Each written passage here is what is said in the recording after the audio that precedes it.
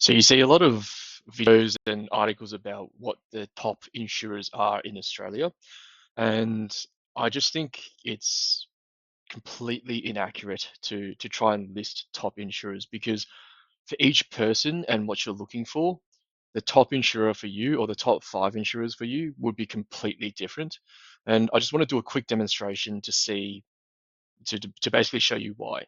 So say we'll start off with just a 40-year-old male who's an accountant, and then we'll play around with these numbers, and then you can see uh, what what the top five insurer list looks like. So say you're looking for just a standard $1 million of life and total and permanent disability, you can see that the top insurer from a premium perspective and not necessarily from a features perspective would be Ascender, Encompass, Clearview, MetLife, and NEOS. But then what happens when you start adding different covers? Then the list starts to change. Now you start to see TAL, and you start to see NEOS. So once you've added income protection, things change.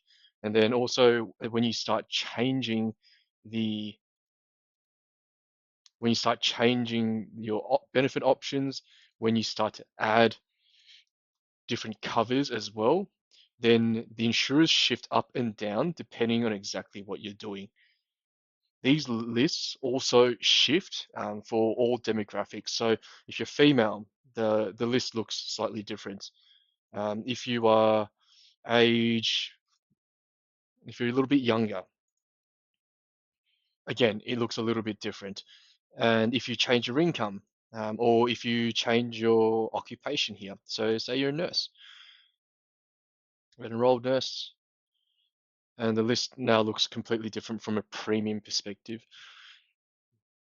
It also matters, this is only just from a premium perspective, but then you also need to look at the types of features that you're looking after. So, for example, if you're just looking at premiums and you want to compare the features, then you'd want to see, which benefits are in these policies that you care about. Some of these benefits you may not care about, some of them you do.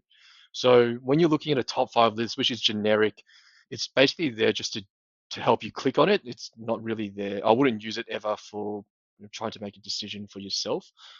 This also doesn't show what claim statistics are.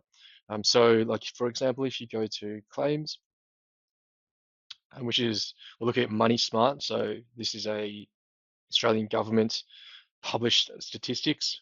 We'll say income protection. So then how do you demonstrate which is the best insurer? Do you care about claims acceptance rates the most, or do you care about disputes per 100 lives? So it's more for each person. You need to figure out exactly what you're looking for and to be guided through these scenarios, these options, and then you get an individualized list, which is what you should be working off. So ignore top five lists, especially because they're basically just for SEO purposes. They're not actually useful for anything.